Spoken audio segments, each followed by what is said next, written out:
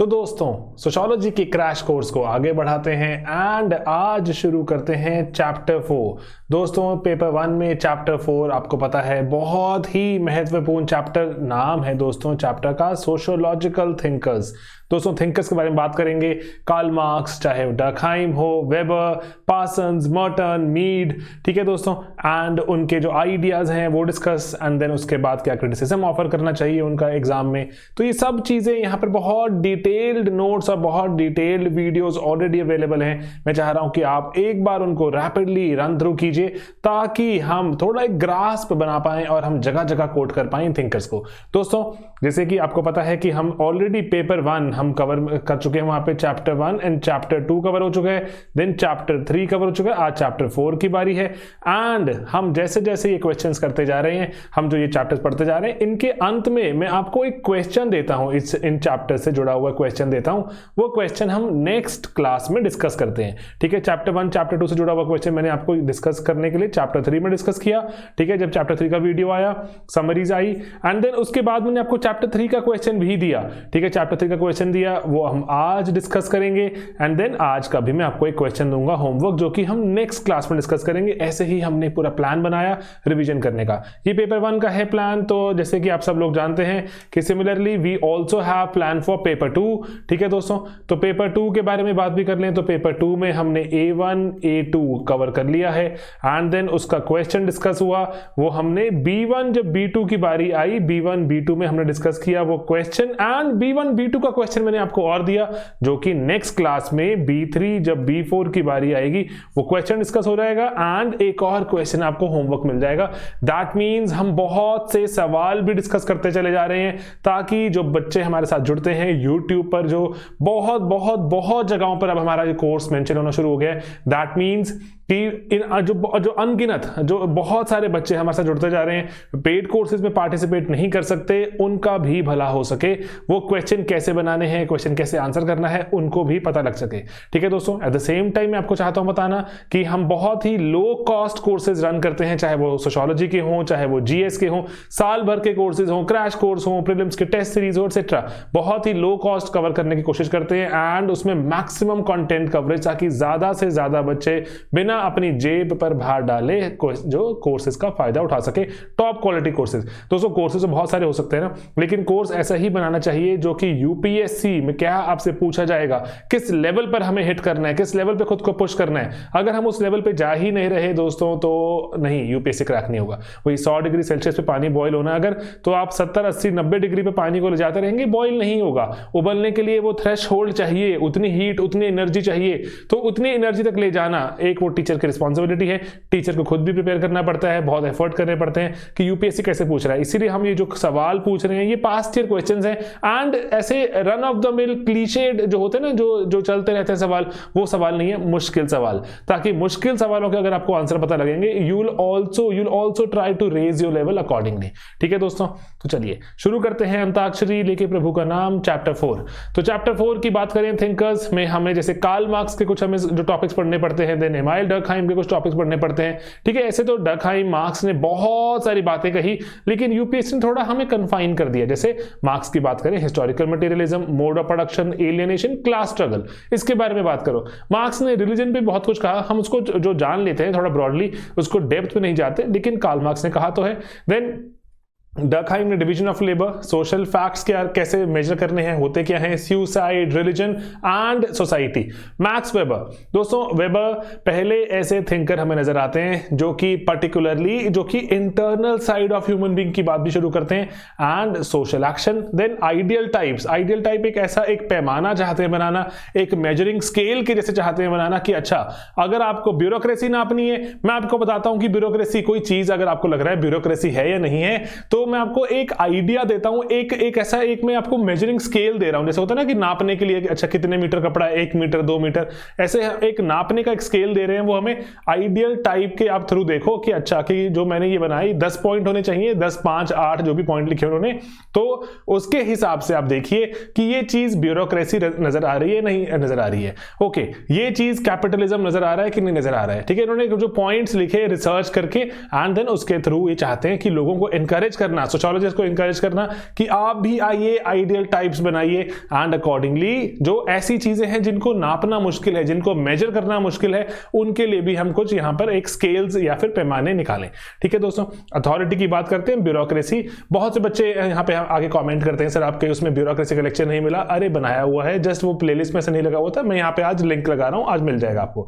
Protestant ethic and spirit of capitalism, इनकी जो ये स्टडी थी PESC, ये वाइडली कोटेड है, यूपीएससी की भी बहुत खास, बहुत राज दुलारी टाइप एक स्टडी, यूपीएससी बार बार पूछता है इसको। एंड देन टैलकट पार्सन्स, बहुत से बच्चे कंफ्यूज होते हैं। एक हमने recently somebody Saint us a video, कुछ पुराना वीडियो था वैसे वो किसी और चैनल पर, वहां पर जो सर समझा रहे हैं वो कह रहे हैं कि पार्सन्स समझना मुश्किल है, लेकिन आपको पार्सन्स अगर समझना है तो स्लीपी क्लासेस के वीडियो में जाके समझिए, आराम से समझ आएगा। अरे बहुत ही अच्छा लगा सुनकर, और थोड़ा ऐसे वैलिडेशन की फीलिंग आती है ना कि अरे बढ़िया, किसी और ने भी, किसी और टीचर ने भी आपको नाम लिया। तो सोशल सिस्टम, पैटर्न वेरिएबल्स वगैरह क्या रहते हैं, सोशल एक्शन से सोशल सिस्टम बनते हैं, जो बहुत मुश्किल नहीं है। जो टैलकट पार्सन्स ने ग्रैंड थ्योरी बनाने की ट्राई की, आप कुछ भी ले आइए मेरी थ्योरी में फिट हो जाएगा, तो ऐसे बनाने की कोशिश करी, तो हम समझ सकते हैं उसको, इतना मुश्किल नहीं है। रॉबर्ट कुमार मर्टन जी, तो आरके मर्टन जी जो ये पार्सन्स को ही इंप्रोवाइज करते हैं। आपको ऐसा नजर आएगा कि ना, अगर आपको जो सही आपका लाइन ऑफ थॉट चलता रहेगा, साथ साथ में वीडियोस देखेंगे, तो वेबर पे थोड़ी सी इंप्रूवमेंट या फिर उसको और कॉन्फाइन कर दिया और इंप्रोवाइज कर दिया, पार्सन्स नजर आते हैं, वो पार्सन्स को और बेटर कर दिया, एक तरह से कंक्लूजन की तरफ ले गए, वो है अपने मर्टन जी। ठीक है, लेटेंट एंड मैनिफेस्ट फंक्शंस, कि एक फंक्शन तो हम जैसे हम कोई काम करते हैं, कोई भी काम करते हैं, उसमें हम कुछ सोच के करते हैं। फॉर एग्जांपल लेट्स से कि आप IAS की एग्जाम की, IAS UPSC की एग्जाम की तैयारी कर रहे हैं, आपको बनना है अफसर, ठीक है, ऑफिसर बनना है, लेकिन ये तो एक ऐसा फंक्शन है जो आप सोच के कर रहे हैं कि आपको ऑफिसर बनना है, उसके बाद आप देश का सुधार करेंगे, या फिर है ना जो आप 5 काम और सोचेंगे, गरीबों का उत्थान करेंगे, आप बहुत कुछ। लेकिन पैरेलली आप तैयारी करने के लिए आप कोचिंग सेंटर्स की जो तलाश में चले जाते हैं, एंड कोचिंग सेंटर्स में वहां पे फिर टीचर्स को एम्प्लॉयमेंट मिल रही है, तो वो आप सोच के नहीं कर रहे कि मैं यूपीएससी की तैयारी करूंगा तो एक टीचर्स को एम्प्लॉयमेंट मिलेगी, नहीं, ऐसा सोच के तो नहीं कर रहे ना आप, लेकिन होना शुरू हो जाता है। तो इसीलिए क्या कहते हैं इसको, कई ऐसे फंक्शंस भी हैं जो आप सोच के नहीं करते, लेकिन आपको पता है साइड वही कहीं ना कहीं पूरे हो रहे हैं। That is not your primary purpose, latent functions. ठीक है, तो लेकिन अब यहां पे मैं आपको चाहता हूं वार्न करना, थोड़ा सा रिसर्च कीजिए। लेटेंट फंक्शंस आपने देखा, मैनिफेस्ट फंक्शंस देखा, then there are something known as, जो कि आप कहते हैं जिसको कि आपने ऐसा सोचा नहीं था लेकिन हो गया। ठीक है, ऐसे आपने जो सोचा नहीं था लेकिन हो गया, उनको जैसे जो मर्टन स्पेसिफिकली यहां पे नाम भी लिखते हैं, मैं आपको आगे दिखाऊंगा भी, उनके बारे में बात करते हैं। मर्टन यहां पर, जिसको मर्टन कहते हैं कि देखो कि 2 तरह से फंक्शंस होते हैं, या तो आप कहते हो कि अनएंटिसिपेटेड, कि आपने एज सच एंटिसिपेट नहीं किया था लेकिन वो फंक्शन का कुछ आउटकम ऐसा हो गया। Then there is something also known as unintended. ठीक है, आपने इंटेंड तो बिल्कुल ही नहीं किया था एंड वो हो गया, एंटिसिपेटेड सोचा नहीं था, हो गया, इंटेंडेड मतलब मैंने ऐसा कोई इंटेंशन, कोई मंशा नहीं रखी थी। इसमें आपको फर्क करना आना चाहिए, इंपॉर्टेंट है। ठीक है, तो देन उसके बाद कॉन्फॉर्मिटी, कि कितना आप सामाजिक जो चीजों को जो कॉन्फॉर्म करते हैं। लेट्स से कि आपसे कहा गया कि सुबह 8 बजे उठिए और उसके बाद नहा धोकर पढ़ने बैठ जाइए और फिर टेस्ट लिखिए, कंफर्म करते हैं तो आप एक अच्छे छात्र हैं, नहीं कंफर्म करते तो आप डिविएंस दिखा रहे हैं, आप डिविएट कर रहे हैं अपने पाथ से या पथ से। ओके, तो दोस्तों यहां पर जो समाज है हमारा, हम पे बहुत सारी उम्मीदें रखता है समाज, चाहे ऐसे कह के नहीं रखता लेकिन रखता है। ठीक है, समाज जैसे हमसे उम्मीद करता है कि हम लेट्स से अच्छे छात्र कहलाएंगे, हम अच्छे जो हमने सन्स और डॉटर्स बन के दिखाएंगे, and then when will become parents will be good parents, बच्चों को शिक्षा देंगे, बच्चों का ध्यान रखेंगे, उनको पालन पोषण करेंगे। ठीक है, गेटिंग इट? तो दैट अगर हम वो नहीं करते देन वी आर डिविएंट। आप अगर ऑफिसर बन जाते हैं, ब्यूरोक्रेसी में चले जाते हैं, आपसे उम्मीद है कि आप जो आपके बॉस कहेंगे वो आप पूरा करेंगे, लेकिन अगर आप कहेंगे सर मैं बॉस की बात नहीं मानता, मैं कुछ और करूंगा, then you will become deviant. ठीक है, तो ऐसे बहुत तरह से हम डिविएंस दिखा सकते हैं, जो हमसे एक्सपेक्टेशंस होती हैं, जब हम उसको पूरा नहीं करते। तो डिविएंस एंड कन्फॉर्मिटी पर पूरी इनकी थियरी है कि कैसे डिविएंस हो जाए एंड कैसे कन्फॉर्मिटी, कि गोल्स को कन्फॉर्मिटी है या फिर आपको लेके ऑब्जेक्टिव, जैसे गोल्स एंड देन जो रास्ता आप जो अपनाएंगे, ठीक है, उसको लेके आप कितने कन्फॉर्म करते हैं या उस पर डिविएंस है, तो उनकी पूरी थियरी है। देन बात रेफरेंस ग्रुप की आती है, रेफरेंस ग्रुप पर भी there is a video available. ठीक है, बहुत से बच्चे इसको मिस कर जाते हैं, यहां पर लिंक लग जाएगा, मीड। देन मीट की अगर बात करें तो इनका जैसे एक ही कॉन्सेप्ट है पढ़ने वाला, सेल्फ एंड आइडेंटिटी, जो हमारे सिलेबस में है। इस पर सवाल पूछा जाता है रिपीटेडली, तो आप उसको अगर फॉलो करेंगे यहाँ पर लेक्चर्स में easily you will be able to solve it. ठीक है, रैपिडली मैं आपको बताता हूँ कि आज हमने क्या क्या पढ़ाई करनी है। ओके, तो यहाँ पर अगर देखें तो वीडियो 1 जैसे आपको जो देखना है आज जो लेक्चर नंबर 66 है सीरीज में, कार्ल मार्क्स की इंट्रोडक्शन, कौन से टॉपिक्स कवर होंगे, mode of production, ROP FOP क्या रहता है, डायग्रामेटिकली कैसे देख सकते हैं, हिस्टोरिकल मटेरियलिज्म भी देख सकते हैं, लिंक लगा हुआ है। देन मार्क्स को आगे हिस्टोरिकल मटेरियलिज्म को आगे बढ़ाते हुए सोसाइटी का डायनामिक व्यू, एवोल्यूशन कैसे होती है, हिस्टोरिकल मटेरियलिज्म कैसे आगे बढ़ता है समाज, फ्यूडलिज्म, कैपिटलिज्म, सोशलिज्म नामक चीजें क्या रहेंगी, एंड देन कैसे कम्युनिज्म हमें देखने को मिलेगा।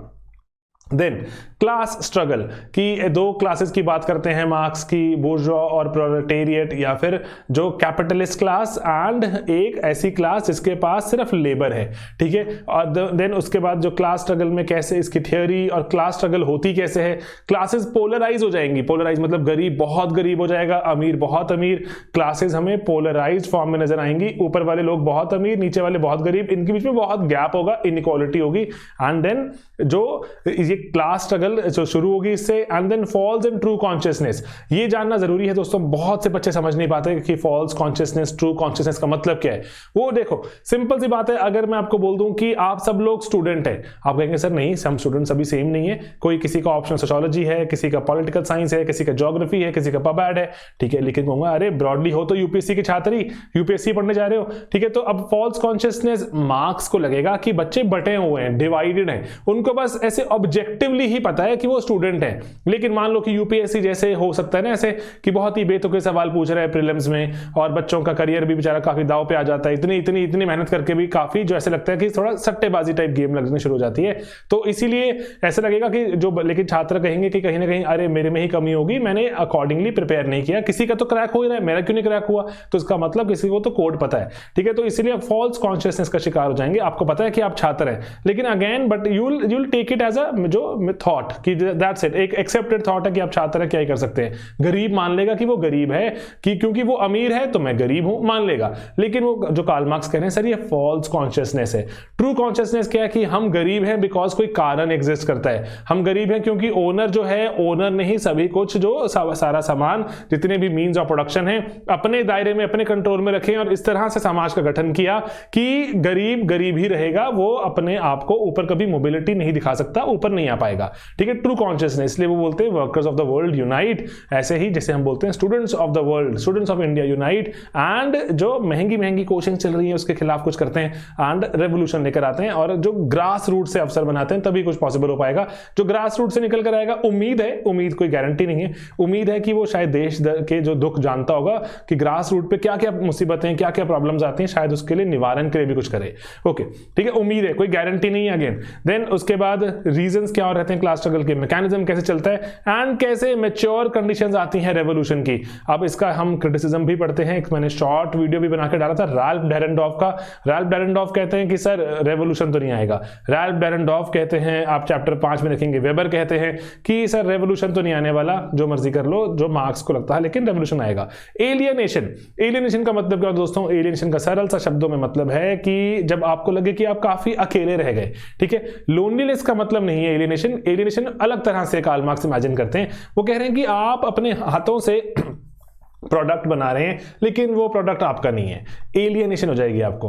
वो कह रहे हैं कि आप एक जो बहुत बड़ी फैक्ट्री में काम करते हैं, उसमें आप लेट्स से कि बाइक बनाने की फैक्ट्री है, उसमें लेट्स से आपका काम है कि किसी पर्टिकुलर व्हील को अटैच करना, ठीक है, या फिर इंजन पे कोई स्क्रू टाइट करना। ठीक है, आपको ये वाला काम दिया हुआ है, आपको लगेगा कि आप बाइक बना भी रहे हैं लेकिन नहीं भी बना रहे। ठीक है, आप तो बस एक मामूली से कोई वर्कर हैं, तो आप एलियनेट हो जाएंगे। कहते हैं आप इमेजिन कीजिए कि आप अगर कोई एक जो किसी बाग में माली होते, या फिर आपको वहीं पे ही अपने फल को उगाकर खुद ही खाना था, आपको बहुत आनंद मिलता, लेकिन अभी आपका फल आपको मिल ही नहीं रहा, आपका फल किसी और के पास जा रहा है, आपको बुरा लग रहा है। आप तो सिर्फ एक सैलरी लेते हैं छोटी सी, आप घर वापस आ जाते हैं, आपको लगता ही नहीं है आपने कुछ क्रिएट किया। तो इसलिए वो कह रहे हैं कि आप एलियनेट होने शुरू हो जाते हो इस समाज से। कैपिटलिस्ट वर्ल्ड में वो बोलते हैं एलियनेशन तो बहुत ज्यादा हो जाती है।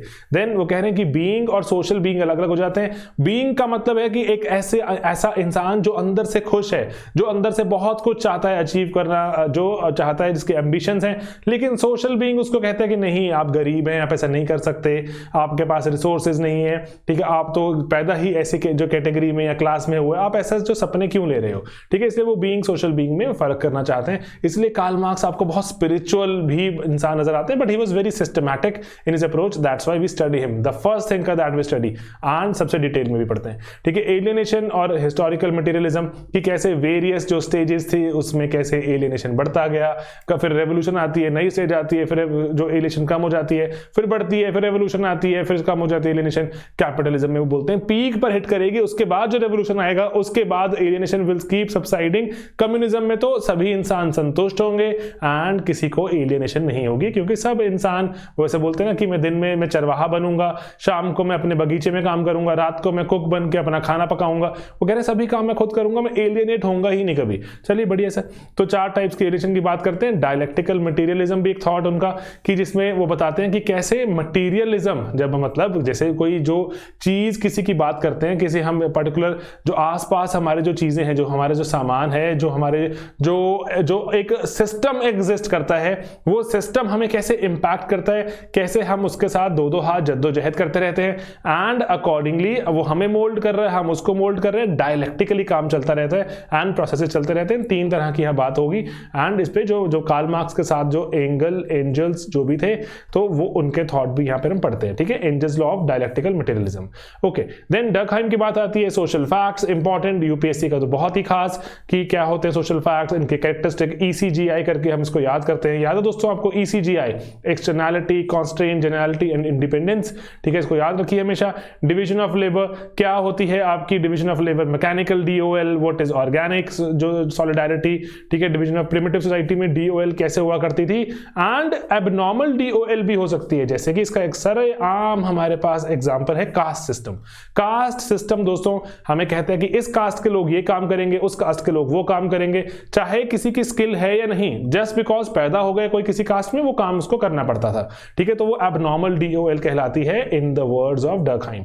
ओके, थियरी ऑफ सुसाइड की बात करते हैं। वो कह रहे हैं कि पहले तो माना जाता था कि सुसाइड साइकोलॉजिकल फैक्टर्स के कारण होता है, डर्कहाइम ने स्टडी किया, नहीं, किसी समाज में सुसाइड का दर ज्यादा है, किसी समाज में कम है। उन्होंने कहा कि ये समाज एक सामाजिक चीज है, it is not a psychological thing, ठीक है। तो इंपॉर्टेंट इसलिए हो जाता है कि डर्कहाइम ने इसको सोशियोलॉजिकली स्टडी किया, तो अकॉर्डिंगली इनकी थियोरी, इनकी कंक्लूजन्स, एंड वो 4 तरह की जो सुसाइडोजेनिक फोर्सेस की बात करेंगे, है ना, उसको आप यहाँ पे ऐसे प्लॉट भी करके देखते हैं। Accordingly you can write your answers well. Suicide भी एक वो सोशल फैक्ट है, एंड फार्मर सुसाइड का केस हम स्पेसिफिकली डिस्कस करते हैं। यूपीएससी 2-3 बार पूछ चुका है, और लेकिन इंसिडेंटली बच्चे थोड़ा प्रिपेयर जाते हैं, फायदे में रहते हैं। रिलीजन को भी, जब वो रिलीजन की इनकी जो डेफिनेशन है वो बहुत ही वाइड स्प्रेड है, मतलब बहुत ही वाइड है, और रादर बढ़िया डेफिनेशन है, आप उसको यूज कर सकते हैं जगह जगह। रिलीजन का सवाल पूछें डर्कहाइम का, तो सर हम चिपकाइए आपने डेफिनेशन, नंबर एक्स्ट्रा 1 ले लिया, ठीक है। रिलीजन में कॉजेज क्या है, रिलीजन के कहां से, अरुंटा ट्राइब की बात वगैरह करेंगे। वेबर के बारे में बात करें अगर, तो सोशल एक्शन समझना जरूरी है, व्हाट इज सोशल एक्शन।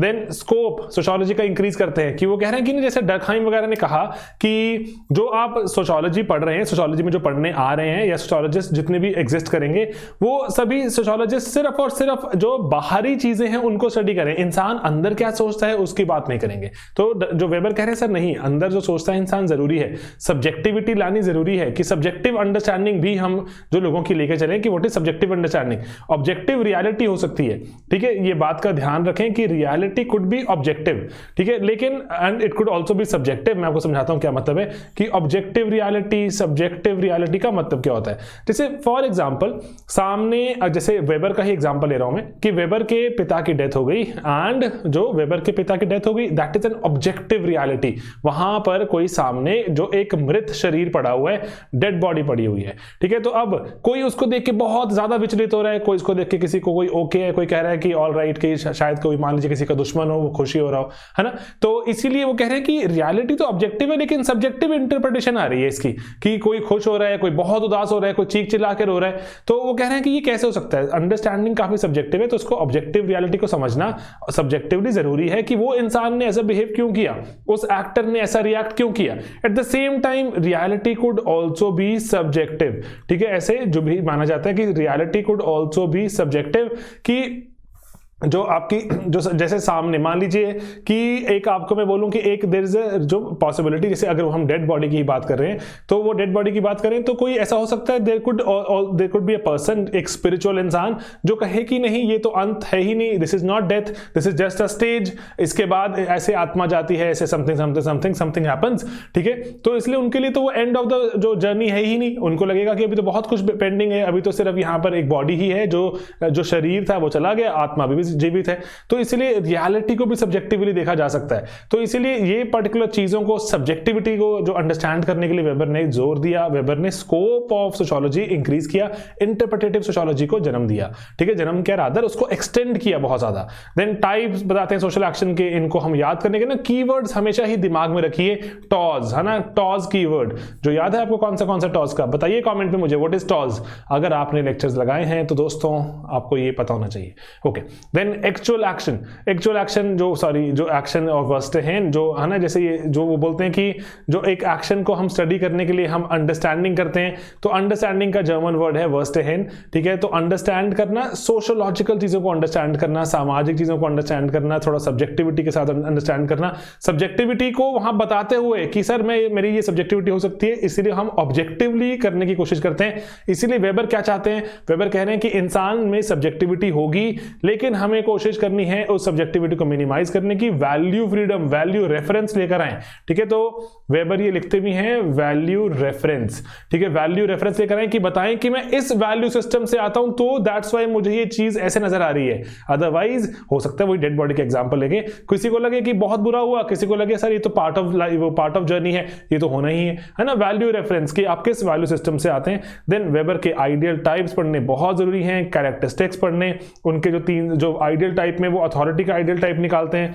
उनके क्या सोर्सेज हैं। देन उसमें आइडियल टाइप में ही वो प्रोटेस्टेंट एथिक्स का भी एक आइडियल टाइप निकालते हैं, स्पिरिट और एक कैपिटलिज्म का निकालते हैं। देन दोनों को कोरिलेट करते हैं कि सर ये रहा आइडियल टाइप प्रोटेस्टेंट, जो प्रोटेस्टेंटिज्म जो क्रिश्चियनिटी में थॉट है, ठीक है, प्रोटेस्टेंटिज्म का, जिसको कैल्विनिज्म भी कह सकते हैं हम। And then there is something called capitalism. Sir इनमें ना एफिनिटी है, काफी मिलते हैं ये, तो दैट्स व्हाई इनके आइडियल टाइप्स मिलते हैं। तो इसीलिए हम कह सकते हैं कि प्रोटेस्टेंट्स जो थे वो ज्यादा कैपिटलिस्ट थे शुरू में, एंड उसको वो एस्टैब्लिश करते हैं। देन वो कंपेयर करते हैं बाकी रिलीजन से, वो कंपेयर करते हैं हिंदुइज्म से कि हिंदुइज्म में क्यों नहीं आया कैपिटलिज्म, वो कंपेयर करते हैं जुडाइज्म से कि उनमें क्यों नहीं आया कैपिटलिज्म। तो इसलिए वहां पर वो आगे जो दो फीचर देते हैं कि सिर्फ और सिर्फ आइडिया होने से कुछ नहीं होगा, हमें मटेरियल भी चाहिए। मतलब कैपिटलिज्म आने के लिए हमें माल भी चाहिए, माल ही नहीं होगा, पैसा ही नहीं होगा, धन दौलत नहीं होगी, कौन सा कैपिटलिज्म, कहां से मशीनें आएंगी, कहां से रिसर्च होगी। तो इसीलिए वो कह रहे हैं कि आइडिया होना या फिर सिर्फ वो थॉट होना इनफ नहीं है, हमें मटेरियल भी चाहिए। ओके, ठीक है। तो इसीलिए PESC का वही जो आइडियल टाइप बना के कंपेयर करना उसको। देन एक और आइडियल टाइप दिया, बहुत ही महत्वपूर्ण, super important, that is of bureaucracy. ठीक है दोस्तों, ब्यूरोक्रेसी पे पूरा लेक्चर आप देखिए इसको इत्मीनान से, क्या टाइप्स होती हैं, क्या क्रिटिसिज्म है, पीटर ब्लॉक क्या बोलते हैं, एक्सेट्रा। ठीक है, पीटर ब्लैव बोलते हैं जिनको वैसे हम। ठीक है, तो देन टैलकट पार्सन्स, बच्चे डरते हैं, घबराते हैं, रूह कांपती है बच्चों की, इवन की, and let me be honest with you, teachers की भी। टैलकट पार्सन्स लेकिन बहुत सिस्टमैटिक हैं।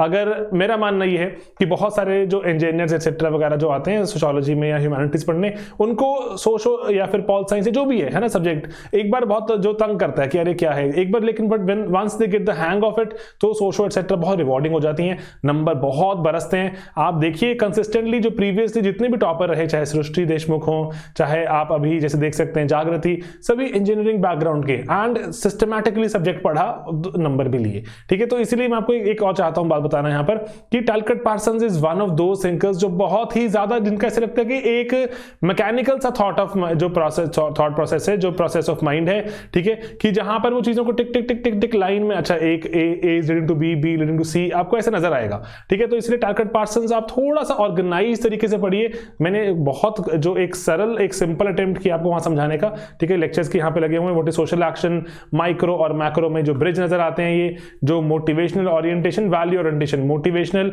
मतलब जो मुझे अंदर से, जो मुझे जो जैसे जैसे आईएएस क्यों बनना है, मुझे एक अंदर से आवाज आती है, सर बहुत दुनिया में अत्याचार है, अन्याय है, मुझे उसका अंत करना है। एक है वैल्यू ओरिएंटेशन, दुनिया में लोग बहुत ज्यादा अच्छा मानते हैं आईएएस बनना, आईपीएस बनना, तो एक वैल्यू, सामाजिक वैल्यू, और एक जो मोटिवेशन, मतलब अंदर से आवाज आ रही है मुझे क्यों करना है। जबकि वो कहा जाता है, ऐसे माना जाता है कि वैल्यू ओरिएंटेशन इसको प्रभावित कर रही है, ये इसको प्रभावित कर रही है, तो इसलिए माइक्रो एंड मैक्रो दोनों का ब्रिज के जैसे काम करते हैं। इसके बीच में द्वंद भी रहता है। मन कर रहा है मेरा कि आर्टिस्ट बनने का, समाज कह रहा है कि अरे बहुत इंटेलिजेंट हो, आईएएस बनो, तो आर्टिस्ट बनूं कि आईएएस बनूं, द्वंद चल रहा है, कॉन्फ्लिक्ट चल रहा है, ठीक है। तो इसलिए ये कॉन्फ्लिक्ट के बारे में बात करना, पार्सन इसलिए बहुत ही आपको ऑर्गेनाइज थॉट लगता है। चाहे पार्सन को आप कहें कि सर बहुत ग्रैंड थ्योरी की बात करते हैं, लेकिन पार्सन बहुत ऑर्गेनाइज्ड है, ठीक है। तो इसीलिए जो 4 तरह के एक्शन सिस्टम निकल कर आते हैं, कल्चरल, सोशल, पर्सनालिटी और ऑर्गेनिज्मिक, ऑर्गेनिक नहीं ऑर्गेनिज्मिक यहां पे लिख लीजिएगा, ठीक है। एंड देन उसके बाद देखें तो और जब सोशल सिस्टम्स को एनालाइज करते हैं, वो कह रहे हैं कि सर कोई भी ना ऐसे अनंत एंडलेस बहुत सारी चीजें दुनिया में बनी होंगी, लेकिन कुछ सरवाइव करती हैं, कुछ नहीं करती। कोई फंक्शन रह जाता है, कोई फंक्शन चला जाता है। तो ऐसा क्यों है कि कोई फंक्शन क्यों सरवाइव करता है? वो कह रहे हैं सर AGIL। आज मैं आपको समझाता हूं कि फंक्शन के भी कुछ प्री रिक्विजिट्स होते हैं, ठीक है। तो ये ना आपको सवाल पूछा जाए तो घबराना नहीं है। What are functional prerequisites? Prerequisites का मतलब कि ऐसी चीजें जो फंक्शन पूरा करता रहेगा तो वो सरवाइव करता रहेगा। ऐसा तो नहीं है ना, जैसे मान लीजिए कि क्रिश्चियनिटी आज से 2000 साल पहले शुरू हुई, क्यों आज तक सरवाइव करती है? क्या उसके बीच में कोई धर्म ही नहीं बना? और कितने सारे बने होंगे, छोटे बड़े है ना, लेकिन खत्म हो गए, है ना। तो ऐसे उसके बाद लेट्स से इस्लाम जो आज तक सरवाइव क्यों करता है, सिखिज्म, हिंदुइज्म आज तक सरवाइव क्यों करता है? कि ऐसा तो नहीं है ना कि सिर्फ ये कुछ 10 12 15 20 ही जो बड़े रिलीजन होंगे, बाकी कोई रिलीजन बना ही दुनिया में बने होंगे ना बहुत सारे, वो आए वो गए, वो दुनिया से एक्सटेंट हो गए, क्योंकि जो लोग जो भी सिस्टम, जो भी फंक्शन AGIL पूरा कर रहा था वो सरवाइव करता रहा, जो नहीं कर रहा था वो लुप्त हो गया, ठीक है। तो इसलिए वो पूरा, एंड देन वो कहते हैं कि ना कि हर एक सिस्टम में कुछ ना कुछ नया धक्का लगता है, नई चोट पहुंचती है, तो सिस्टम पे डिपेंड करता है वो उस धक्के को, उस चोट को, उस नई जो फोर्स को जो कैसे एब्जॉर्ब करता है, ठीक है, गेटिंग इट। तो उसको नए एब्जॉर्ब करके एक नए इक्विलिब्रियम पर कैसे ले जाता है, वो हम समझते हैं साइबरनेटिक हायरार्की ऑफ कंट्रोल, कि एक नया इक्विलिब्रियम। मान लीजिए जैसे सरल सी चीज है कि पेपर का पैटर्न बदल गया, पेपर बहुत मुश्किल हो गया, तो इट इज अ न्यू जो चैलेंज फॉर यू, आपको उसके हिसाब से एडजस्ट करना पड़ेगा। जो एडजस्ट कर जाएगा वो सर्वाइव करेगा, जो नहीं एडजस्ट करेगा वो वैनिश हो जाएगा।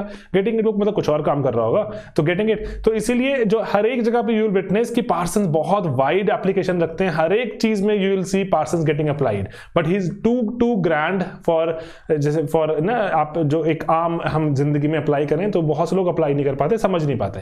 देन हमारे जॉर्ज हर्बर्ट मीड जी आ जाते हैं। मीड के जो हमारी 4 स्टेजेस हैं कि कैसे हमारा जो सेल्फ डेवलप होता है, एंड कैसे हमारा आई और हमारा मी आपस में जो बिल्कुल जुड़ा हुआ है, ठीक है। आई मतलब जो वो कह रहे हैं एक ऐसा इंटरनली हमारे अंदर एक ऐसा आई भी रहता है जो कि बहुत जैसे कहते हैं ना बेधड़क है, बिल्कुल बेधड़क है, लेकिन जो बाहर वाला सामाजिक उसको इनपुट मिल के वो मी बन जाता है। जैसे कि हो सकता है कि आपका जैसे किसी को देख के आपको, मान लीजिए कोई आपके घर में कोई अंकल आंटी आए, आपको उनको देख के कोई खास ऐसे रिस्पेक्ट नहीं आ रही, हो सकता है कि आपके कोई उनसे कोई 36 का आंकड़ा भी रहा हो, ठीक है। तो आप उनको देख के चाहते नहीं बहुत ज्यादा नमस्ते करना, हेलो हाय करना, तो लेकिन आपको पापा मम्मी का दिख रहा है कि अरे पापा मम्मी का दिल टूट जाएगा, या फिर अंकल आंटी को बुरा लगेगा मैं नमस्ते नहीं किया तो इसीलिए you will go and you will say hello and you will say नमस्ते।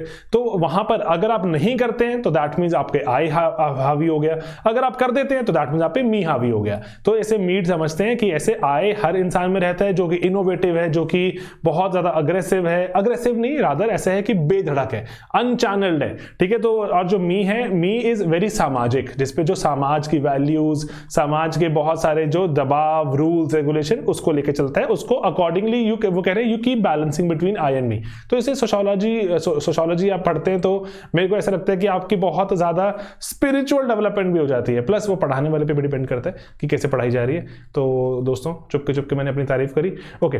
तो यहां पर रॉबर्ट मर्टन जी की बात करें आप, मर्टन के अब यहां पर ना फंक्शनल पोस्टुलेट्स हैं कि कोई फंक्शन की अगर हम बात करें तो कोई फंक्शन पर्टिकुलरली कैसे जो 3 काम पूरे करता रहेगा, वो जैसे जो पार्सन्स ने AGIL कहा, ऐसे ही कहा कि फंक्शंस का पूरा मैं आपको इतिहास समझाता हूं कि फंक्शंस आते कैसे हैं। कई फंक्शंस को समझा गया इंडिस्पेंसिबल, लेकिन वो नहीं थे। वो जो हर एक फंक्शन को हमने माना यूनिवर्सल है कि ये फंक्शन अगर यहां फंक्शनल है कहीं और भी होगा, नहीं, कोई गारंटी नहीं, यूनिवर्सल फंक्शनलिज्म जरूरी नहीं है। एंड देन वो कह रहे हैं कि सिर्फ और सिर्फ हमें मैनिफेस्ट दिखते हैं फंक्शन, जबकि लेटेंट भी होते हैं, तो इसको भी वो बात समझाते हैं। तो ये 3 एस्पेक्ट देख लीजिएगा एक बार आप। एंड देन फंक्शनल पैराडाइम एक तरह से वो जो आने वाले जितने रिसर्चर्स हैं, सोशियोलॉजिस्ट हैं, उनको बताते हैं कि अगर आपको ढूंढना है कि कोई फंक्शन को मैं कैसे एनालाइज करूं, एंड कोई जैसे सामाजिक कोई चीज पूरी हो रही है, कोई सामाजिक कोई जैसे ना आप कह सकते हैं कि सर अगर मुझे डाउरी के बारे में स्टडी करना है कि डाउरी तो एक इट्स अ सोशल इविल, ठीक है, सोशल इविल है, लेकिन ये समाज में इतने टाइम से एग्जिस्ट कर रहा है, क्या ये AGIL कर रहा होगा? आई एम श्योर कर रहा होगा, तभी एग्जिस्ट करता है। कि अगर मैं जो इसको चाहता हूं पूरा इस पर लिखना सर डाउरी का फंक्शन, तो मैं कैसे लिखूं? तो पार्सन जो मर्टन कह रहे हैं सर वरी नॉट, मैं आपको दे रहा हूं एक पैराडाइम, मैं आपको एक दे रहा हूं एक तरीका कि आपको किसी भी चीज को स्टडी करना है जो आप उसको अकॉर्डिंगली 7 स्टेप्स में स्टडी कीजिए रिसर्च के पर्सपेक्टिव से, तो उसको फंक्शनल पैराडाइम कहा गया। एंड देन उसको उन्होंने स्टेप बाय स्टेप बताया कि कैसे किसी चीज को नापो एंड कैसे कैसे किसी चीज को आप जो वहां पे रिकॉर्ड करो। ओके, देन उन्होंने कहा कि ना जैसे पार्सन्स के वो स्टूडेंट थे, पार्सन्स को इतनी ग्रैंड थ्योरीज बना रहे हैं, इतनी बड़ी बड़ी बातें कर रहे हैं, लोगों को समझ भी नहीं आ रही है, तो वो कह रहे हैं कि सर इतना बड़ा नहीं करते, थोड़ा सा मिडिल रेंज रखते हैं, ठीक है, थोड़ी छोटी बात करते हैं, ठीक है, ना तो ऐसा करें कि एग्जैक्ट इतनी छोटी बात करें कि सिर्फ और सिर्फ एक सोसाइटी पर ही एप्लीकेबल है, दैट्स मीन इतने लोकल से एरिया पर, और बाकी कहीं एप्लीकेबल नहीं है, ना ही हम इतनी बड़ी करें कि बोलें कि सर दुनिया में कुछ मर्जी ले आओ सब पे एप्लीकेबल, कहीं मिडिल रेंज रखते हैं, ठीक है, जो थ्योरीज ताकि दिखे भी अप्लाई होती हुई, तो वो मिडिल रेंज थ्योरीज का एडवांटेज डिसएडवांटेज भी हमें देख लेनी चाहिए, ठीक है। देन डिविएंस की मैंने आपको बताया कि जो थ्योरीज की जो ऑफ डिविएंस की कैसे इंसान कन्फॉर्म करता है, कैसे डिविएंस आ जाती है, जो हमारे जो स्टेटेड गोल्स होते हैं कि अच्छा आपको लेट्स से मैं बोलूं अमीर बनना है, तो अमीर बनने के क्या राह अपनाते हैं आप कि अच्छा अमीर बनने के लिए बहुत मेहनत करेंगे, पढ़ाई करेंगे, या फिर आप अमीर बनने के लिए कोई बैंक लूट लेंगे, तो कौन सा राह अपनाते हैं आप? ठीक है, समाज जो समाज इसको अप्रूव करता है वो राह अपनाएंगे तो आप कन्फॉर्मिटी दिखाएंगे, अगर वो राह नहीं अपनाएंगे तो आप डिविएंट कहलाएंगे। Getting it? तो इसीलिए वो वाले डिविएंस एंड एनोमलीज को वो डिस्कस करते हुए एक पूरा उनका जो लेक्चर है यहाँ पर। ओके, देन दोस्तों चैप्टर 4 पे कुछ हमने और भी चीजें डिस्कस की हैं। अब चैप्टर 4 में आपको थिंकर्स नजर आते हैं, तो थिंकर्स के सवाल आपको बार बार जो अक्रॉस पेपर वन नजर आते हैं कि कभी कोई जो मैंडेटरी क्वेश्चन में नजर आ गया, कभी आपको नजर आ गया किसी और तरफ से, तो लेकिन अब यहाँ पर ना जो क्वेश्चन आपको ऐसे भी नजर आते हैं पर्टिकुलरली जो कि इंटरमिक्स करते हैं, इंटरलिंक करते हैं, जैसे कि वो कह रहे हैं कि जो यहाँ पे जो क्वेश्चन बना दिया, how is Durkheim's theory of religion different from Max Weber's theory of religion. बढ़िया सवाल, बहुत बढ़िया सवाल, लेकिन दोस्तों हमने इसको डिस्कस किया हुआ है यहाँ पर ऑलरेडी, प्लीज देखिए एंड समझिए सवाल कैसे आंसर करने हैं इस तरह के। ओके, देन कार्ल मार्क्स को समझने के लिए बहुत से बच्चे समझ नहीं पाते एलिनेशन क्या है एक्सेट्रा, तो एक हमने मूवीज एंड सॉन्ग्स के थ्रू ऐसे ही आर्बिट एक्सपेरिमेंट करते हुए एक हमने वीडियो बना दिया था, तो बहुत से बच्चों ने देखा भी, काफी सराहा भी, तो आप भी देखिए उसको अगर आपने नहीं देखा अभी तक। एंड देन कार्ल मार्क्स को कैसे क्रिटिसाइज करें, 5 पॉइंट एक शॉर्ट्स बनाया था, तो वो शॉर्ट्स आप देख सकते हैं बहुत रैपिडली, वो वीडियोस में ऑलरेडी गिवन है, बस वो छोटा सा अलग निकाल दिया। तो ये सब चीजें, अगर दोस्तों यहां तक वीडियो आप देख रहे हैं तो मैं आपसे सवाल चाहता हूं पूछना एक, ठीक है, तो ये सवाल ऐसा है कि मैं चाह रहा हूं कि ना बहुत सारे ऐसे हमारे पास सोशियोलॉजी के, मैंने इंजीनियरिंग बैकग्राउंड से आता हूं, फिर मैंने मैनेजमेंट पढ़ी, तो मेरी लाइफ का बहुत सारा हिस्सा सोशो से जो दूर बीत गया था। सोशो मैंने पढ़ी नहीं थी कभी, यूपीएससी से पहला पढ़ा, सोशो मुझे बहुत बढ़िया लगी, तो I started reading socio, and then उसके बाद यूपीएससी में आगे प्रोसेस चलता रहा, कभी जो नंबर अच्छे आए और एक्सेट्रा जो भी जैसे भी रहा, इंटरव्यू कॉल्स भी बनी, लेकिन फाइनल सिलेक्शन तो नहीं हुआ, तो सिलेक्शन नहीं हुआ। मुझे सोशो में लेकिन बहुत रुचि रही, तो मैं सोशो में कुछ नई चीजें पढ़ता रहा, मुझे बहुत मजा आता है आज भी पढ़ते हुए। तो लेकिन ऐसे बहुत से थिंकर्स, ऐसे बहुत से विचार मैंने ऐसे पढ़े जो कि एज सच एग्जाम में एप्लीकेबल नहीं है। तो अब एग्जाम में एप्लीकेबल नहीं है, तो मैं आपसे ये चाहता हूं पूछना, अगर आप वीडियो देख रहे हैं कभी लेटर ऑन भी, तो आप मुझे बताइए कि क्या मैं वो विचार शेयर करना शुरू करूं या नहीं। Shall I start sharing those videos और shall I not share them? क्योंकि अगर मैं शेयर करूंगा उसका जो एक अच्छी बात तो यह है कि जो मुफ्त का ज्ञान है, ठीक है, और जो मजेदार कहानी है, लेकिन जो बुरी बात क्या है कि सिलेबस से जुड़ी हुई नहीं है। सिलेबस से जुड़ी हुई अगर नहीं है तो फायदा तो करेंगे नहीं, तो इसीलिए एफर्ट भी होगा, लेकिन as such I will not really want you all जो भी UPSC aspirants to consume it. तो ये मेरे लिए भी द्वंद है, क्या करूं मैं, कि शेयर करूं कि ना करूं। आप प्लीज मेरी मदद कीजिएगा, आंसर भी लिखिएगा, इसको भी बताइएगा, ठीक है। देन उसके बाद चैप्टर 4 का क्वेश्चन दोस्तों जो अगले हफ्ते डिस्कस होगा वो है compare and contrast the contribution of marks and weber on social stratification in capitalist society. अरे रे बढ़िया, ठीक है सर। तो कार्ल मार्क्स और वेबर ने जो सामाजिक स्ट्रैटिफिकेशन इन कैपिटलिस्ट सोसाइटी पर क्या कहा उसको आपने कंपेयर करना है कि सर कुछ तो इसमें सिमिलैरिटीज हैं, कुछ इसमें कॉन्ट्रास्ट है। नीचे कमेंट्स में आप इसका आंसर लिखें, जितना बढ़िया है आंसर लिखने की प्रैक्टिस करेंगे उतना अच्छी बात है। 2 लोग आके आपको रिव्यू करेंगे, कुछ आपको काउंटर रिव्यू करेंगे, आप उनको रिप्लाई कीजिए। This is how the story goes no, कि आप जो अपना बेस्ट वहां पर अपना प्रेजेंट करो एंड टेल अदर्स कि this is what you know and let others tell you no sir हम इससे ज्यादा हम जानते हैं। तो accordingly improve improve improve, constantly improve, एक दूसरे की मदद करते हुए इंप्रूव, कोलैबोरेट करते हुए इंप्रूव। ठीक है, if you can do that तो that will be the best thing to happen in this country. Okay, then दोस्तों चैप्टर 3 का सवाल मैंने आपको लास्ट में पूछा था, वो है examine epistemological foundations of qualitative methods of social research. अरे सर बहुत हैवी, सर हैवी ड्राइवर जैसा सवाल, लेकिन यूपीएससी ने पूछा ये सवाल, तो इमेजिन यूपीएससी जब एग्जाम में पूछता है तो कैसे हवा टाइट हो जाती होगी कि सर इतना मुश्किल सवाल। लेकिन इतना मुश्किल नहीं है, इतना मुश्किल नहीं है। It seems very tough and it was one of the toughest questions in that paper. तो आपको लग रहा है कि अगर आपने ये क्रैक कर दिया बाकियों के चांस अच्छे हो जाते हैं क्रैक करने के। ठीक है, तो इसीलिए जो फर्दर जो नेक्स्ट आगे वीडियो है वो मैं आपको एक वीडियो अटैच कर रहा हूं। वो वीडियो हमारे जैसे पेड मॉड्यूल्स हैं, पेड मॉड्यूल्स में भी हम बहुत से सवाल डिस्कस करते हैं, उसी पेड मॉड्यूल से निकाला वीडियो आपको और आइडिया मिलेगा कि पेड मॉड्यूल्स में कैसे जो सामान मिलता है। जैसे अभी तो हम ये फेस टू फेस कर रहे हैं, वहां पे फेस टू फेस लेक्चर्स नहीं होते क्योंकि कंटेंट डिलीवरी थोड़ी रैपिड चाहिए होती है, क्योंकि कंटेंट ज्यादा भी होता है कवर करने के लिए। Getting it? तो इसीलिए जैसे आपने हमारे देखे होंगे ना यूट्यूब पे बहुत सारे हमारे जो सोशो के वीडियोस हैं उसमें फेस टू फेस तो नहीं है ना, तो फेस जैसे ये चेहरा अभी दिखा के पढ़ा रहे हैं, तो इसमें मेरे मानने में डिलीवरी थोड़ी स्लो हो जाती है, कंटेंट भी जैसे हम चाहते हैं एक्स्ट्रा बताना वो भी थोड़ी लिमिटेशन आ जाती है, तो क्योंकि पॉज करना एक्सेट्रा वगैरह की पॉसिबिलिटी कम होती है। तो इसीलिए मेरे को जो कंटेंट वाइज वो वीडियो जो फेसलेस वाले वीडियो बेटर लगते हैं, तो मैं आपको वही आगे वीडियो अटैच कर रहा हूं।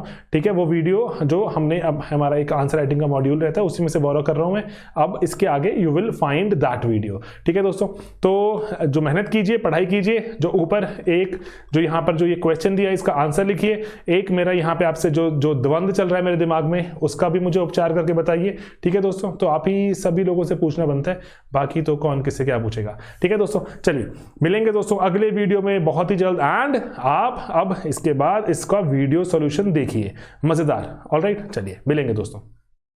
हेलो दोस्तों, स्वागत है आप सभी का स्लीपी क्लासेस में। दोस्तों एक बहुत ही मुश्किल सवाल यहाँ सॉल्व करते हैं। मैंने आपको पहले से क्यों बोल रहा हूँ बहुत ही मुश्किल सवाल है, आप ऐसा कह सकते हैं कि सर आपने पहले ही अगर इसको लेबल कर दिया ये बहुत मुश्किल है तो हम कैसे इसको जो ईजिली एक्सेप्ट कर पाएंगे।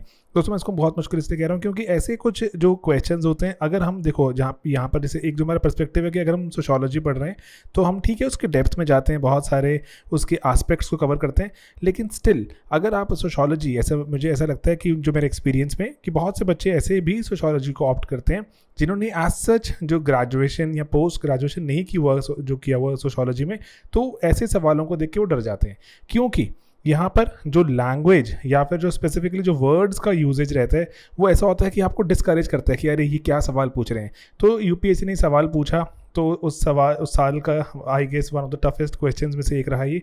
रिसेंटली कभी पूछा गया 2-3 साल शायद पहले, मुझे एग्जैक्टली नहीं याद कि कब पूछा गया। तो हमने पास्ट ईयर से ही क्वेश्चन देखा, तो वहाँ पर देखें अगर तो ये जैसे अब यहाँ पर जो क्वेश्चन है तो यहाँ पर ये क्वेश्चन हमें क्या कह रहा है, वो कह रहा है एग्जामिन कीजिए epistemological foundations of qualitative methods of social research.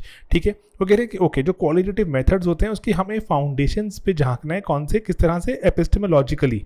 ठीक है, ओके एपिस्टेमोलॉजिकली ये वर्ड हम इतना बार देखते हैं जैसे, और इसके पैरेलली जैसे हम वर्ड्स और जिनको देख के थोड़ा बच्चे जो डर जाते हैं वो है जैसे ऑन्टोलॉजिकल, है ना, what is ontological, what is epistemological, then there is something known as hermeneutics, है ना। ये सिंपल से वैसे कुछ देखने में जो लगते हैं वैसे समझने में सिंपल वर्ड्स हैं लेकिन दिखने में डरावने हैं। तो इसीलिए मैं चाह रहा हूँ कि हम अगर ये मुश्किल जैसे सवाल हैं जो हमें लगता है ये क्या पूछ लिया हमसे, तो लेकिन ये अगर हमसे सवाल ये दोबारा पूछे जाएं या फिर इनके आसपास के सवाल पूछे जाएं हम उनको टैकल कर पाएँ। तो ये क्वेश्चन को यहाँ पिक करने का रीज़न ही यही है कि मैं आपके साथ इसके रिलेटेड कुछ नॉलेज शेयर कर पाऊँ, ताकि अगर ऐसे सवाल आपने अगर कभी एग्जाम में देखें तो आप कम से कम इसमें से जो 10 में से ज़्यादा नहीं तो चलो 5 नंबर तो 5.5-6 नंबर लेकर आने की एक टेंडेंसी बना लो। ठीक है, कहाँ पर 0 था, कहाँ पर सडनली अब हम 50% नंबर की बात कर रहे हैं। ओके, तो दोस्तों यहाँ पर मैं आपको सबसे पहले समझाता हूँ कि व्हाट इज एपिस्टेमोलॉजी। ठीक है, तो मैं एक बार इसको हटा देता हूँ अगर, कि व्हाट इज एपिस्टेमोलॉजी। सबसे जो प्राइमरी जो यहाँ पे सवाल की रिक्वायरमेंट भी है, वो एपिस्टेमोलॉजी का मतलब होता है दोस्तों कि हम नॉलेज को कैसे गैदर करते हैं, कि हम कैसे चीज़ों के बारे में जानते हैं, उसके बारे में अगर हम थोड़ा सोचना शुरू करें, उसके बारे में अंडरस्टैंडिंग डेवलप करें कि नॉलेज आ कैसे रही है, वो एपिस्टेमोलॉजी एक ऐसी एक ब्रांच है और ऐसी एक, मान लीजिए कि एक स्टडी करने की एक पूरी की पूरी एक बॉडी ऑफ नॉलेज कह सकते हैं आप, जहां पर हम समझने की कोशिश कर रहे हैं कि नॉलेज आ कहां से रही है, लोग कैसे समझते हैं। ठीक है, तो देखो रिसर्च जब भी हम कर रहे हैं, रिसर्च में हम लोगों को अंडरस्टैंडिंग ही लेकर आ रहे हैं ना, कि कोई इंसान क्यों काम करा उसने ऐसा, और उसको मोटिवेशन कैसे आया होगा, and a lot of other things. हम हमेशा अंडरस्टैंडिंग करने की बातों कर रहे हैं जब भी रिसर्च कर रहे हैं। तो इसलिए एपिस्टेमोलॉजी की जो ये हमारी डेफिनेशन है, ये थ्योरी ऑफ नॉलेज है। ठीक है, कि नॉलेज गैदर कैसे होती है, सोर्सेज कहाँ से आते हैं। ठीक है, थ्योरी ऑफ नॉलेज। तो आप ना जैसे इसको बिल्कुल सिंपल तरह से अगर देखो, जैसे आप एक बच्चे को इमेजिन करो दोस्तों, if there is a kid, there is a child, है ना, तो अब अपने घर में वो बहुत सी चीज़ें सीख रहे हैं। ऐसा तो है नहीं कि वो बच्चे को एक एक चीज़ जो भी वो कर रहा है वो स्कूल में सिखाई गई होगी, या फिर वो जो चीज़ है उसको स्पेसिफिकली सिखाया गया होगा कि आपने इस मौके पर ऐसे करना है। लेकिन बच्चा तब भी बहुत कुछ करता जा रहा है अपने आप से। वो कुछ पेरेंट्स से सीख रहे हैं, है ना, कुछ वो किताबों से सीख रहे हैं, कुछ वो टीवी, जो मोबाइल एट्सेट्रा से सीख रहे हैं, कुछ अपने ग्रैंड पेरेंट्स से सीख रहे हैं, कुछ अपने आसपास के जो लोगों को देख के, जो सोसाइटी में पड़ोसी एटसेट्रा को देखकर सीख रहे हैं। तो नॉलेज गैदरिंग तो हो रही है। तो नॉलेज गैदरिंग को अब वो इम्प्लीमेंट भी करता है डेली लाइफ में। तो ये सब चीज़ों को अगर हम दिमाग में लेके चलें, इसको अगर हम समझने निकलें कि नॉलेज गैदर होती कैसे है, चाहे ऐसा भी हो सकता है कि बहुत बार हमें ऐसा होता है कि हमें पता ही नहीं इस मौके पे हम क्या करें, तो उस केस में हम इंट्यूटिवली भी काम करते हैं ना, अपनी इंट्यूशन के बेसिस पर जाकर भी हम इंट्यूटिवली काम करते हैं। ठीक है, इंट्यूशंस के बेसिस पर। तो ये इसीलिए जो अब एपिस्टेमोलॉजी इन सब चीज़ों पे काम करती है। रिसर्चर्स हैं, लगे हुए हैं, सोच रहे हैं बैठकर, अगर किसी के पास अगर नॉलेज है, ये वाली स्पेसिफिक नॉलेज है, तो कैसे आई होगी, कहाँ से आई होगी, सोर्स क्या रहा होगा उसका। Getting it? क्योंकि ना अगर आपने कभी बैठ के आपने शायद कभी सोचा है कि इंट्यूशन, लेट्स से अगर आप मान लीजिए कोई रास्ते पर चले हुए, आप यहाँ पर थे, आपको इस पॉइंट ए से इस पॉइंट बी जाना था, और मान लीजिए सड़क यहाँ से एक सड़क जा रही थी यहाँ पर, एक सड़क जा रही थी यहाँ पर, आपको नहीं पता कौन सी सड़क आपको ले जाएगी, लेकिन आप बहुत बार अपना इंट्यूशन का साथ देते हैं एंड आप कहते हैं कि मुझे लग रहा है ये सड़क बेटर रहेगी, इसको रहने देते हैं। पहुंच भी जाते हैं बहुत बार आप अपने वहां पर, कई बार नहीं पहुंचते। क्यों आपने ये रास्ता चुना होगा, वाई नॉट दिस वन?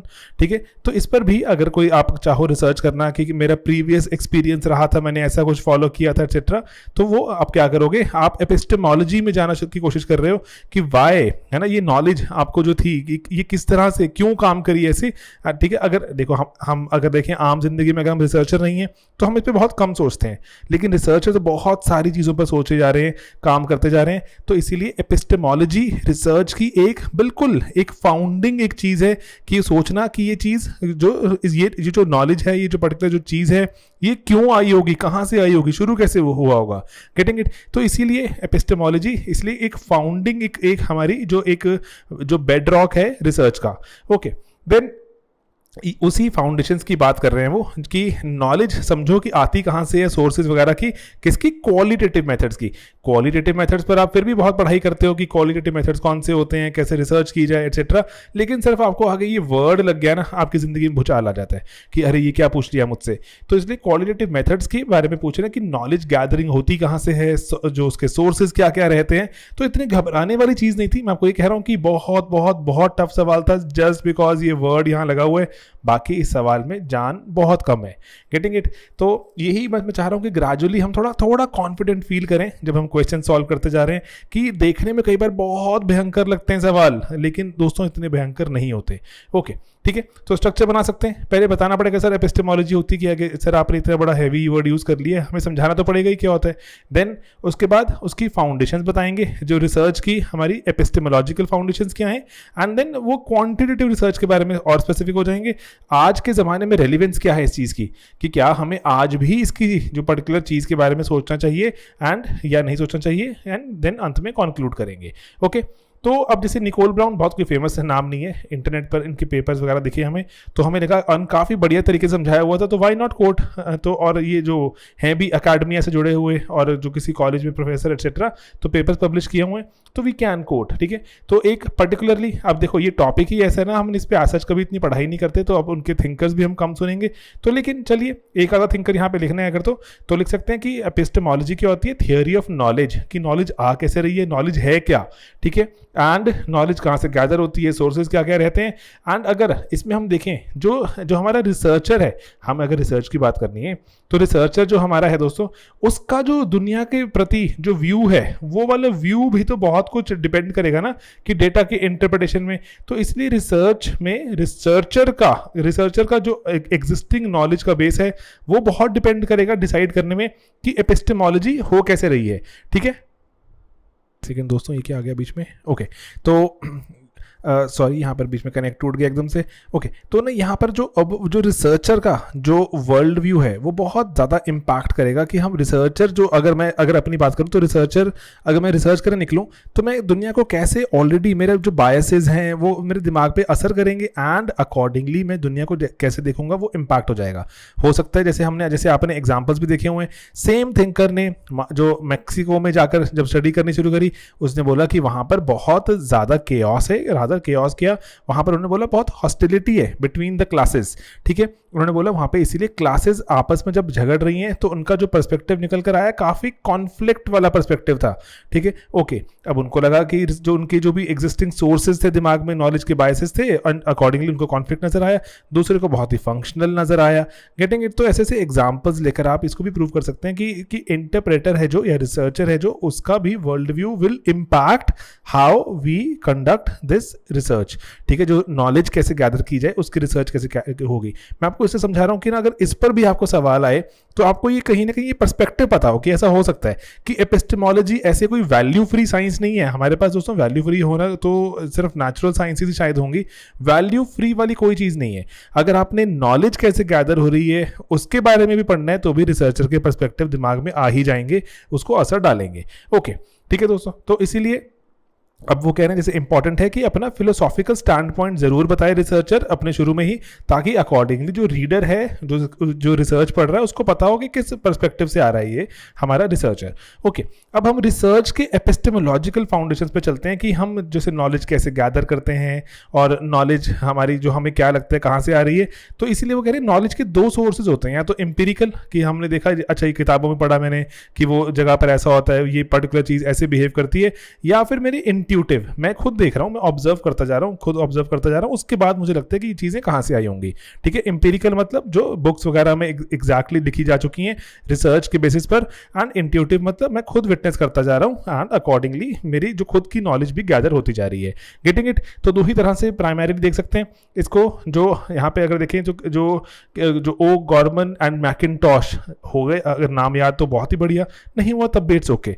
ठीक है, वो लिखते हैं कि जो इंट्यूटिव नॉलेज है ना, इंट्यूटिव जो हम इंट्यूशन वाली जो बेस्ड नॉलेज है वो वो कहाँ से निकल के आती है? बिलीफ से, हमारे फेथ से, एंड ग्रेजुअली लॉन्ग टर्म में हम जो अंडरस्टैंडिंग करते जाते हैं चीज़ों की, वो अंडरस्टैंडिंग शेप करती है कि चीज़ कैसे काम करेगी। एंड एम्पिरिकल नॉलेज कहाँ से आती है? जो कि ऑब्जेक्टिवली डिस्क्राइब्ड है, प्रूवन है, जनरली कहीं पे कहीं डॉक्यूमेंटेड है, हमें थोड़ा जो पता है कि अच्छा ये वाली रिसर्च हमें बताती है कि जैसे मान लीजिए कि हमें पता लगता है कि ओके जब इतना टेम्परेचर राइज हो जाता है एंड इतनी % ह्यूमिडिटी हो जाती है तो जनरली रिसर्च बताती है कि बारिश हो जाती है। ठीक है, 98% चांसेस होते हैं कि रेन हो जाएगी। तो इसीलिए वो क्या है, वो that is empirical knowledge.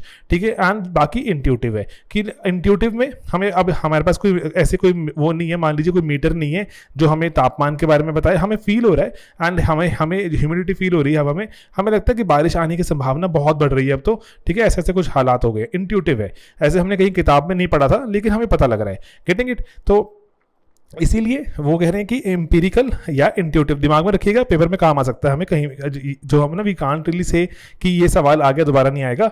Okay, तो इसीलिए हमारी जो नॉलेज है, जो हम किस तरह से हम चाहते हैं चीज़ों पे काम करना, वो भी हमारी मेथडोलॉजी की चॉइस, हम कौन से टूल्स यूज़ करेंगे, क्या क्या हम डेटा कलेक्शन के मेथड यूज़ करेंगे, वो सभी इम्पैक्ट हो जाते हैं। डेटा कैसे एनालाइज होगा इस पर, जो किस पर डिपेंड करेगा कि हम नॉलेज को इंटरप्रेट कैसे चाहते हैं करना, एंड हमारे रिसर्चर का जो इंक्लिनेशन किस तरफ है। ओके, देन अब इलिंगवर्थ, जो अगर अगेन 2-3 नाम आ चुके हैं, निकोल ब्राउन आ गया, ठीक है हमारे पास शुरू में ही, एंड देन उसके बाद ओ गॉर्मन मैकिन्टॉश के नाम आ गए, देन इलिंगवर्थ। इलिंगवर्थ जो स्टेट करते हैं कि क्वालिटेटिव रिसर्च, पहले हमने जाना एपिस्टेमोलॉजी क्या होती है, फिर हमने जाना कि एपिस्टेमोलॉजी ऑफ रिसर्च क्या रहती है, अब हम जा रहे हैं epistemological foundations of qualitative research, जो हमारा क्वेश्चन था। ठीक है, ओके। यहाँ पर वो क्या स्टेट करते हैं कि जो क्वालिटेटिव है ना, क्वाली जो क्वांटी होता है वो क्वांटी वाला थोड़ा नंबर्स में डील करेगा एक्सेट्रा, क्वालिटेटिव ऐसी चीज़ों के बारे में बात करेगा जो कि एज सच नंबर्स में बयान नहीं की जा सकती। फॉर एग्जांपल मैं आपसे पूछूं कि आप कितने खुश हैं, आप मुझे बोलेंगे सर मैं बहुत खुश हूं। बहुत खुश का मतलब क्या हुआ, स्केल पे क्या हुआ, 7.5 है, 8 है, 8.5 है आउट ऑफ 10, तो वो नहीं कह सकते हम, क्वांटिटेटिवली नहीं कह सकते, qualitatively I am very happy today compare to yesterday और कंपेयर टू 1 मंथ बैक, मैं आज काफ़ी खुश हूँ। ठीक है, तो इसलिए क्वालिटेटिव है, क्वालिटी है उस चीज़ की, नॉट क्वांटिटी की बात नहीं कह सकते, we can't really put it in numbers. Okay, then qualitative research जो क्या रिकग्नाइज करती है कि वैल्यू एंड कॉन्टेक्स्ट बहुत ज़्यादा इंपॉर्टेंट है। ठीक है, जो वैल्यू, जो importance of value and context. अब देखो वो कह रहे हैं जो भी पार्टिसिपेंट है जिस पर रिसर्च हो रही है, जिसके बारे में आप जानना चाहते हैं, वो कौन से वैल्यू सिस्टम से आता है। अगर मान लीजिए कि अगर ऐसा जैसे लेट्स से कि मैं एक ऐसी जगह से आता हूँ जहाँ पर जो बहुत स्ट्रॉन्ग पेट्रियार्की है, वहाँ पर patriarchy is very strong, and again वहाँ पर जैसे सभी विमेन घर में मान लीजिए कि बुर्का पहनती हैं या फिर लेट्स से घूंघट रखती हैं, ऐसा कुछ भी हो सकता है ना। एंड लेकिन एक वो दूसरे इंसान को मैं मिलता हूं जो कि आता है लेट्स से एक ऐसी सोसाइटी से जहां पर विमेन ऐसे ना तो बुर्का पहनेंगी ना ही घूंघट रखेंगी। ठीक है, तो अब मैं कहूंगा कि वो मुझे जज करे, मैं उनको जज करूं, तो इसलिए जरूरी है कि हम अपने वैल्यू सिस्टम के बारे में सोचें कि ये आया कहां से, है ना। That is the qualitative aspect. Context के बारे में जानना होगा हमें कि कॉन्टेक्स्ट, किस कॉन्टेक्स्ट से ये आया हमारा पार्टिसिपेंट, अकॉर्डिंगली ही हमें उनके आइडियाज एक्सेट्रा को हमें ऑब्जर्व करना चाहिए एंड अकॉर्डिंगली ही हमें उन्हें रिकॉर्ड करना चाहिए। ओके, देन अब यहाँ पर जनरली जो हमारे क्वालिटेटिव रिसर्चर्स होते हैं तो इसीलिए ये कम्युनिकेशन पर बहुत ज़्यादा ध्यान देंगे।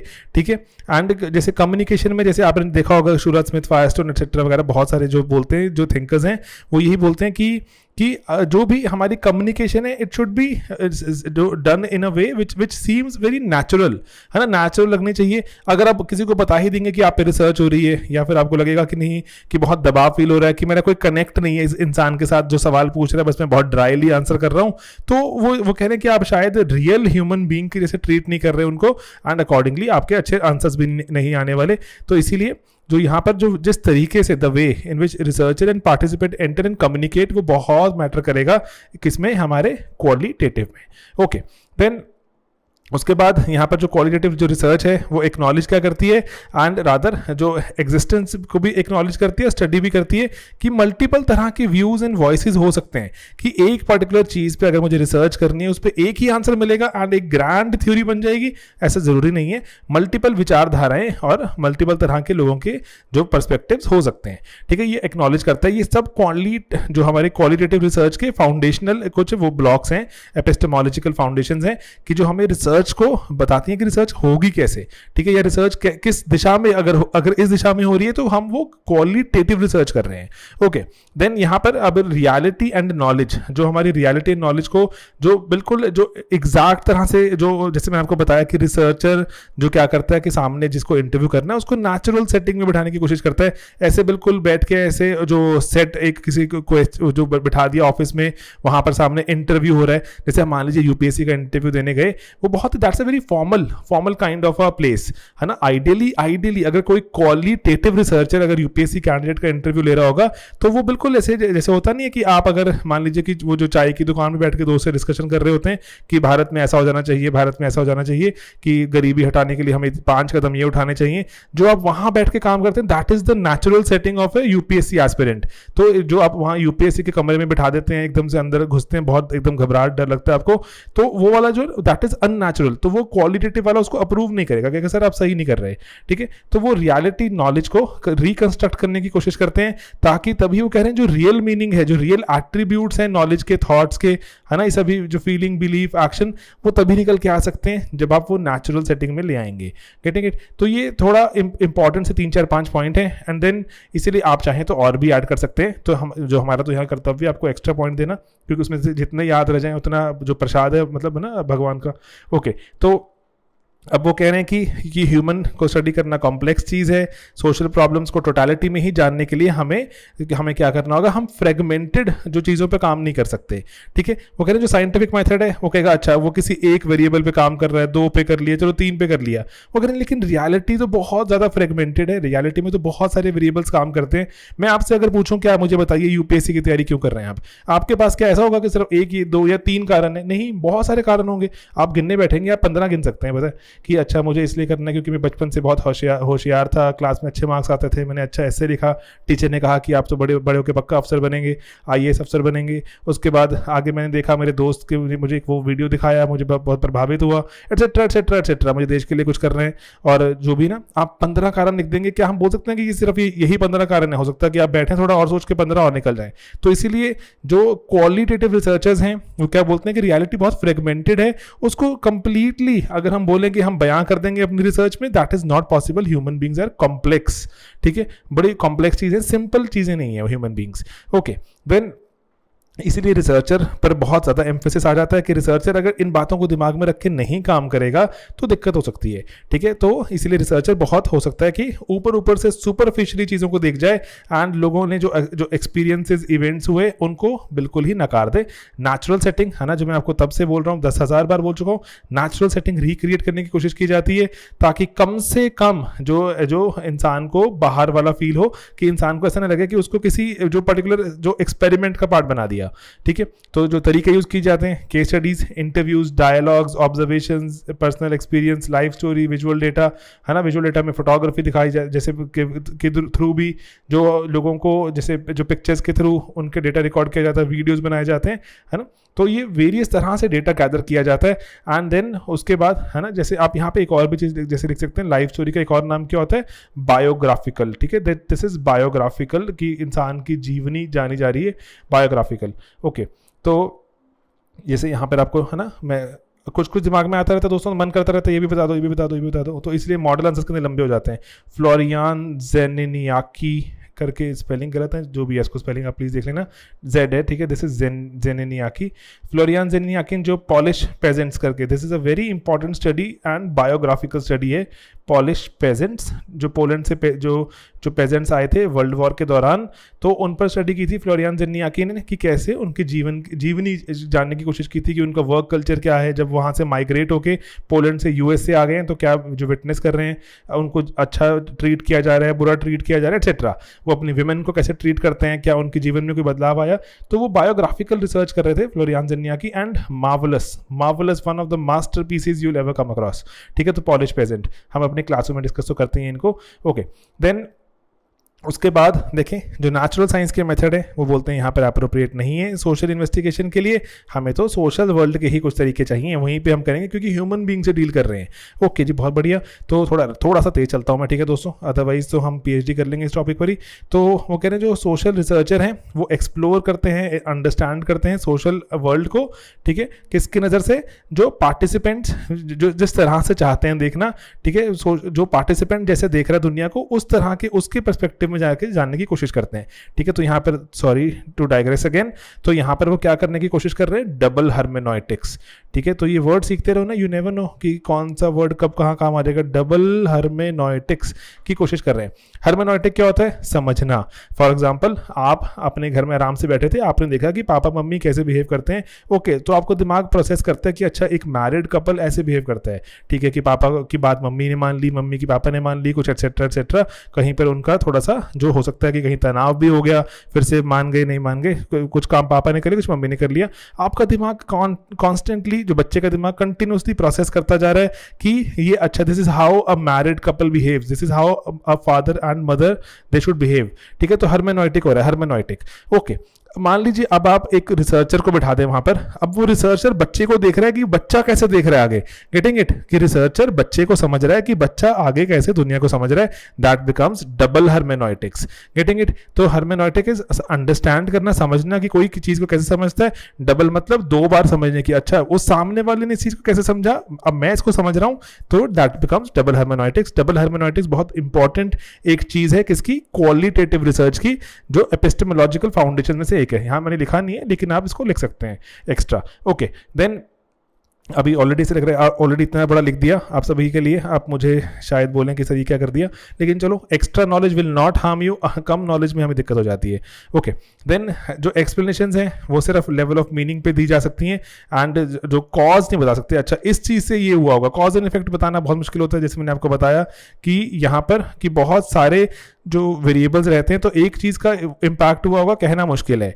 देन अब वो बोलते हैं कि फैक्ट्स एंड वैल्यूज अलग नहीं है। जैसे बोलते हैं ना सर ये तो फैक्ट है, वो कहेंगे आपके लिए फैक्ट होगा, मेरे लिए तो it is an opinion. Getting it? तो जैसे हम इसका एग्जांपल लेते हैं, लेट्स से कि भारत की राजधानी नई दिल्ली है। ऐसा हो सकता है कि भारत की राजधानी नई दिल्ली को आप फैक्ट मानते हो, लेकिन ऐसा हो सकता है कि भारत में ऐसे कोई, मान लीजिए कोई ऐसे डिसइंचेंटेड कोई ग्रुप रहता हो जिसको भारत में नहीं रहना, वो कह रहे हैं कि हमें आज़ादी चाहिए या हमें अपना अलग कोई कंट्री दे दो, हम अपने चाहते हैं जैसे इस देश से अलग हो जाना। तो वो कहेंगे कि भारत की राजधानी क्या है, वो कहेंगे दिल्ली तो नहीं है, देखिए क्योंकि दिल्ली नहीं मानते वहाँ भारत की राजधानी लेट्स से जो आइडियली उनके हिसाब से बैठ थी, उनके जो जैसे मान लीजिए जिस रीजन को वो बिलोंग करते हैं उस रीजन में भारत की राजधानी असली है। ये तो जैसे ना, क्योंकि बहुत सारे इस पे फैक्ट्स लिखे गए, जैसे जब हम नेशन की बात करते हैं दोस्तों, तो नेशन में भी क्या आ जाता है, व्हाट इज अ नेशन?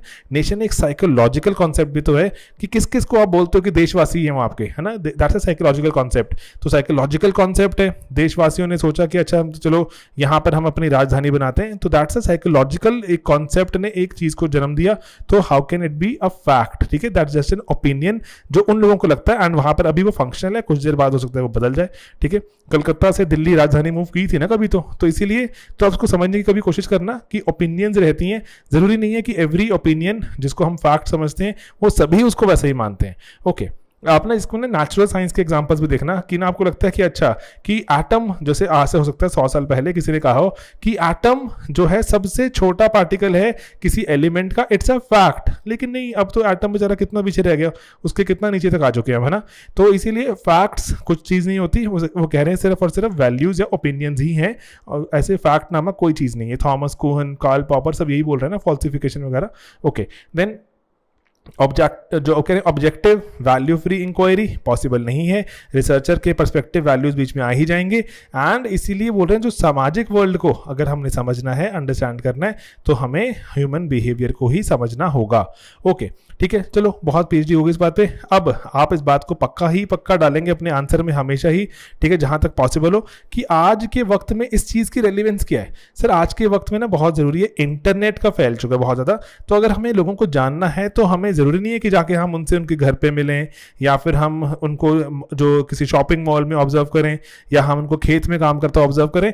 दोस्तों आज बहुत सारा वक्त बिताया जा रहा है इंटरनेट पर, तो इसीलिए जो जेन कॉस्की एंड वैम सेल्म लिखते हैं कि हमें इंटरनेट टेक्नोलॉजी में हमें बहुत एक तो नई तरह की अप्रोचेस मिल गई हैं सोशल साइंस को, कि वहाँ पे नई तरह की रिसर्च करने की पॉसिबिलिटी है।